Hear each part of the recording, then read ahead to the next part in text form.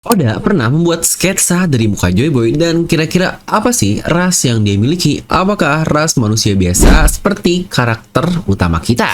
Nah, agar cepet di sini di video ini kita akan bahas lengkap nih beberapa hal menarik yang kita dapatkan di chapter 1122 kemarin, yang mungkin ini juga bisa disebut sebagai breakdown atau analisis mendalam tentang chapter tersebut. Jadi pastikan sebelum baca judul dan komen doang, kalian tonton video sampai habis agar tidak ada informasi yang miss dan juga setengah-setengah, karena One Piece itu tidak masuk akal, tapi akal bisa masuk. Serta bantu subscribe juga nih para player sekalian biar semangat terus untuk kontennya. Nah, mari tanpa basa-basi lagi kita langsung saja. Wadaw.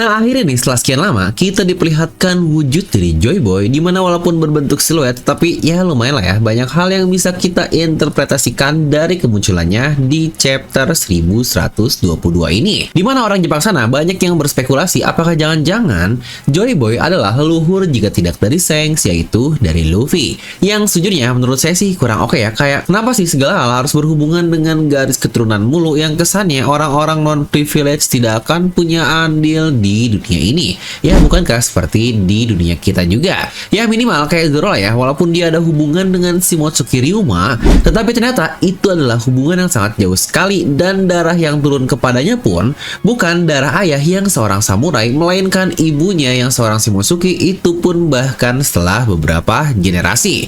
Yang jangan lupa ya, keturunan jika dari perempuan biasanya tidak terlalu dianggap sebagai keturunan murni. Dan jangan lupa juga untuk case dari Joyboy sendiri, yang sejujurnya saya lebih suka sih jika dia keturunan dari seseorang yang lain dan jangan ada hubungan apa-apalah dengan karakter utama kita. Lalu kira-kira siapakah keturunan orang itu yang ada di cerita saat ini? Oke, mungkin buat kalian yang udah ngikutin The Film Me akan cukup familiar, karena setelah kemunculan beberapa nama dan narasi terkait ras Bakandiri ini, kita pernah membuat teori apakah jangan-jangan Joyboy berasal dari ras tersebut. Tapi bang, bukankah ras Bakandiri kan lumayan besar ya, 3-4 kali ukuran manusia biasa? Tetapi di chapter 1122 saat Joyboy bersama dengan Emmet terlihat ukurannya kayak manusia normal. Nah, yuk mari kita coba perhatikan bersama skala yang Oda buat dari perbandingan tersebut. Dimana di chapter 1067 kita melihat sendiri kan bagaimana Luffy naik ke kepala dari robot kuno Emmet ini, dimana Luffy memiliki tinggi 174 cm. Yang jika kita bandingkan dengan kepala dari Emmet, maka kurang lebih membutuhkan 6 Luffy untuk setara dengan kepalanya saja, yang berarti kurang lebih besar kepala Emmet adalah sekitar 1044 cm, atau mudahnya kurang lebih ya 10 meteran lebih lah untuk kepala dari Emmet ini. Nah, sebagai perbandingan agar lebih valid nih, kita butuh data yang lain, dimana Luffy pun pernah berdiri di pundak Emmet, dan jika kita skalakan juga dengan kepala Emmet, maka kurang lebih sama nih, butuh 6 Luffy untuk mencapai ukuran tersebut. Nah, sekarang mari kita coba bandingkan dengan chapter 1122 saat Joyboy berdiri di hadapan Emmet, dimana muka Emmet ternyata butuh kurang lebih 1,5 kali dari ukuran tubuh Joyboy agar dapat sesuai. Yang dari sini jika kita hitung dengan rumus Pythagoras, eksponensial, kalkulus segala macam, maka akan didapat tinggi dari Joyboy adalah sekitar 696 cm. Yang enggak mungkin lah seribet itu untuk menghitung kayak gini, cuma dikaliin aja lah asosiasi biasa, maka muka Emmet sama dengan 1,5 kali Joyboy. Dari sini kita bisa mendapatkan berapa tinggi Joyboy, yang aduh ini udah kayak jadi Jerome nih, jadi guru matematika yang wadidaw banget. Nah, dari tinggi 696 cm ini bisa dibilang Joyboy adalah 4 kali tinggi dari Luffy, yang sebenarnya ini angkanya bulat banget loh, pas banget, karena 174 dikali 4 itu adalah 696, yang wow, bukankah tidak ada desimal sama sekali. Yang menariknya ada dua karakter di One Piece juga nih yang memiliki tinggi kurang lebih setara dengan Joyboy. Pertama adalah Moria di 692 cm, yang sejujurnya kita masih nggak tahu nih Moria itu masuk ke dalam ras apa, karena bukankah dia juga memiliki bentukan yang sangat unik. Dan ada satu lagi yang kita semua sangat familiar sekali, karena orang itu menjadi satu highlight utama dari arc terbaru kita di Pulau Egghead, dan tentu saja dia adalah Bartolomeo Kuma dengan tinggi 689 cm. Nah, lalu jika kita coba bandingkan dengan Imu juga, walau sejujurnya kita nggak tahu ya perbandingan jelasnya akan seperti apa, tapi kalau kita asumsikan dari beberapa panel yang pernah udah buat kepada Imu, Imu, dan ada objek lain yang pernah disandingkan dengannya, dan contohnya adalah pedang ini. Jika kita anggap pedang normal lah sekitaran 1 meteran, maka kurang lebih tinggi Imu pun sepantar dengan pedang ini. Karena Imu sendiri lumayan tinggi ya dari ukuran mahkotanya. Lalu dari perspektif Imu, ketika dia melihat topi jerami yang ada di Mary Joyce, lihat di situ, bukankah topinya cukup besar jika dibandingkan dengan Imu? Nah, kira-kira sebesar apa topi tersebut? Lagi-lagi kalau kita bandingkan secara kasar, maka topi jerami ini akan cukup untuk digunakan oleh seseorang dengan ukuran 6 meter lebih, dan jika kita masukkan kepada Kuma, ya seperti yang kalian lihat, akan cukup atau fit sekali untuk ras Buccaneer. Makanya dari dulu saya merasa sih, kalau topi ini terlalu besar bagi ukuran manusia seperti Luffy, tetapi terlalu kecil untuk ras raksasa seperti Elbaf. Yang emang paling cocok adalah ukuran-ukuran manusia yang lebih besar dibandingkan Luffy saja, sekitaran 3-4 kalinya. Nah, dimana ngomong-ngomong tentang Buccaneer juga, bukankah dulu juga terdapat sejarah di mana orang-orang yang disebut sebagai Buccaneer adalah mereka-mereka para pelaut atau privateers nih yang berlayar dari Pulau Caribbean, dan terdapat lukisan terkenal juga yang bernama Buccaneer of Caribbean karya dari Howard Pyle. Menariknya, lukisan tersebut bukankah cukup mirip sekali dengan siluet dari Joy Boy yang kita lihat di chapter 1122. Dan ngomong-ngomong tentang bajak laut dari Caribbean, tentu saja kita akan sangat familiar sekali nih dengan satu film terkenal yang juga mengisahkan tentang dunia bajak laut dengan sangat baik sih menurut saya, mulai dari grafik dan bagi ceritanya. Dan tentu saja sesuai namanya, itu adalah Pirates of Caribbean dengan karakter utama yang bernama Jack Sparrow dan diperankan oleh Johnny Depp, yang sayang banget nih serial ini nggak lanjut gara-gara kasus Amber, yang mana saya ngikutin banget lagi nonton trialnya, dasar nih gilit banget nih. Maaf ya jadi out. Kita kembali lagi ke bahasan One Piece, yang kalau dilihat dari Jack Sparrow, bukankah dia adalah seorang kapten kapal yang sering membawa tawa kepada sekitarnya dengan aksi-aksi bodohnya lah yang kocaknya. Namun dia ini benar-benar bisa berlaku serius ketika benar-benar sedang dibutuhkan, yang bukankah sangat mirip sekali dengan Luffy yang entah apakah juga Joy Boy dahulunya seperti ini atau tidak. Nah, dari semua referensi yang ada dan perbandingan tadi, yang apakah mungkin jika Joy Boy adalah leluhur dari orang yang kita bandingkan juga, yaitu Bartholomew Kuma? Karena masih mencurigakan nih sampai sekarang, kenapa ras Buccaneer jika tidak harus menjadi budak, mereka harus dibunuh? Apa sih dosa besar yang mereka buat di masa lalu sampai-sampai semua keturunannya harus merasakan penindasan luar biasa seperti itu? Dimana menurut saya akan sangat masuk akal jika dulu Joy Bola salah satu ras yang berani berkelana ke lautan dan disebut juga sebagai bajak laut seperti referensi Buccaneer yang kita tahu di dunia nyata.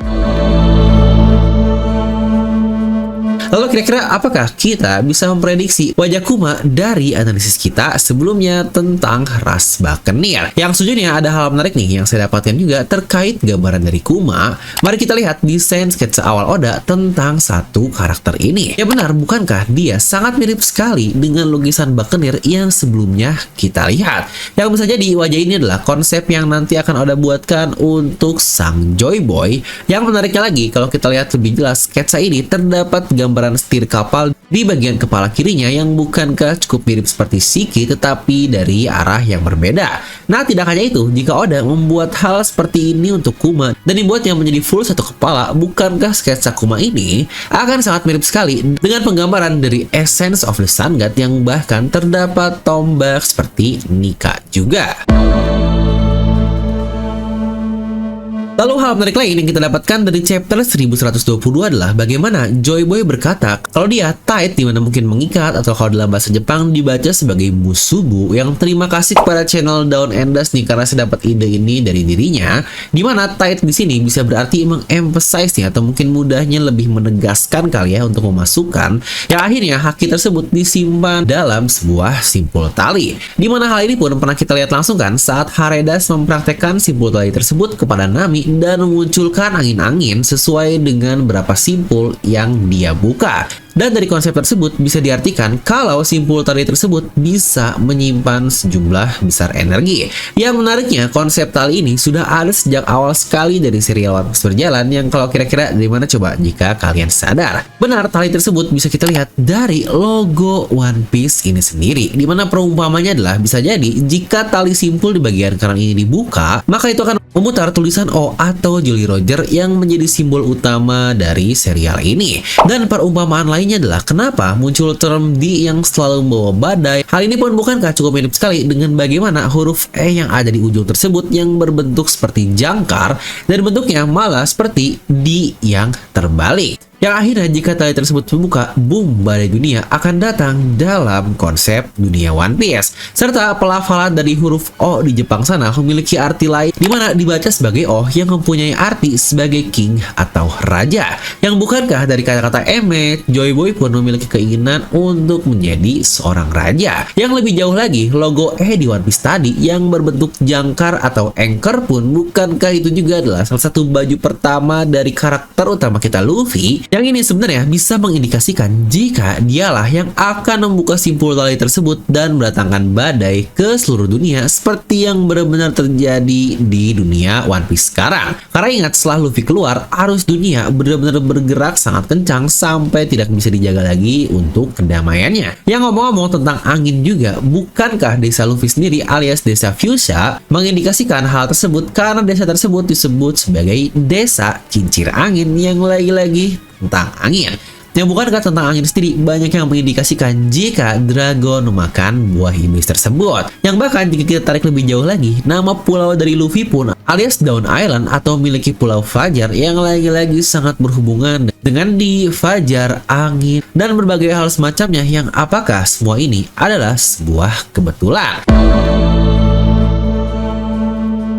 Dan kalau kita kembali ke ras Buccaneer lagi, yang apakah konsep Musubi atau Tide ini identik kepada ras tersebut? Karena ingat bagaimana Vegapunk pun sampai kebingungan kan caranya Kuma yang udah dalam mode vegetatif, koma, tidak bisa apa-apa, tetapi dia bisa tiba-tiba datang ke Pulau Egghead untuk melindungi anaknya dan bahkan menghajar Saturn. Di situ pun Vegapunk berkata, jadi semua itu benar. Kemampuan utama dari Buccaneer bukanlah kekuatan fisiknya, tetapi mereka dahulu yang dari situ diindikasikan kalau kedatangan Kuma kepada Egghead hampir dipastikan karena kemampuan unik yang dimiliki oleh ras Buccaneer ini. Nah, kalau kita mundur lagi ketika Kuma diteliti oleh Vegapunk, di situ Vegapunk berkata jika jiwa benar-benar ada. Ini juga akan nyambung dengan The Wake of Memory yang menjadi judul dari chapter tersebut.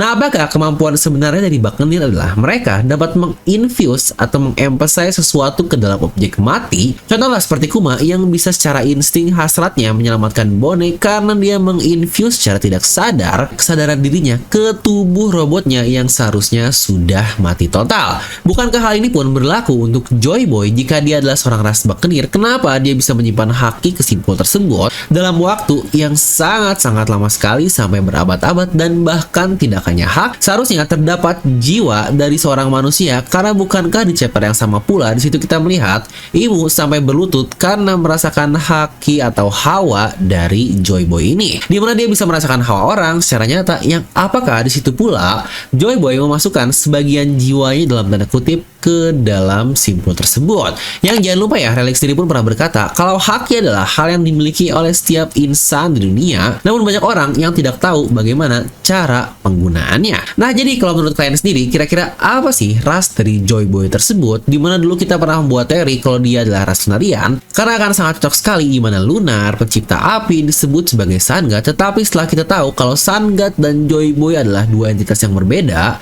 dimana Sun God Nika itu adalah dewa fiksi dari Elbaf, maka teori ini seharusnya sudah gagal atau dibang ya. Nah, tinggal tersisa nih beberapa karakter dengan tinggi seperti itu, seperti ras dari Moria yang kita masih nggak tahu apa, atau ras Buccaneer yang cocok juga dengan bagaimana Oda menjelaskan ras ini di arc dari Egghead yang menjelaskan juga tentang Joy Boy. Tetapi sejujurnya ada satu ras lagi nih yang masih misterius bahkan sampai saat ini, yaitu ras Oni dari Kaido dengan tubuh super yang mereka miliki. Yang harusnya akan ada hubungan juga sih dengan ras raksasa kuno dari Oars yang kira-kira gimana ya? Akan coba kita bahas di video lain agar lebih detail lagi. Tetapi mungkin kalau kalian mau tahu nih tentang ras penarik benua dari dampaknya ke dunia One Piece lebih dari beribu-ribu tahun lamanya, itu pun sudah pernah dibahas oleh channel Devilomi di satu mega teori ini. Bisa kalian tonton, linknya akan saya simpan di deskripsi video. Nah, jadi itulah untuk video kali ini. Kalian bisa langsung tuliskan pendapat kalian tentang kalian mendapatkan insight apa atau ada hal menarik apa yang muncul di otak kalian. Kita akan diskusi bersama di kolom komentar. Dan buat kalian juga yang mau support channel Filmik, kalian bisa traktir Mimin Kopi dengan klik link di deskripsi video ya, biar makin semangat lah ngonten terus karena ada kopi kita jadi cenghar cenah. Atau mungkin kalau mau yang gratis kalian minimal subscribe dan nyalakan bel notifikasinya ya. Nah, like aja video ini kalau kalian suka, dislike kalau suka, jangan lupa untuk subscribe dan juga share video teman kalian. Gue Devi pamit and I'll see you guys next time.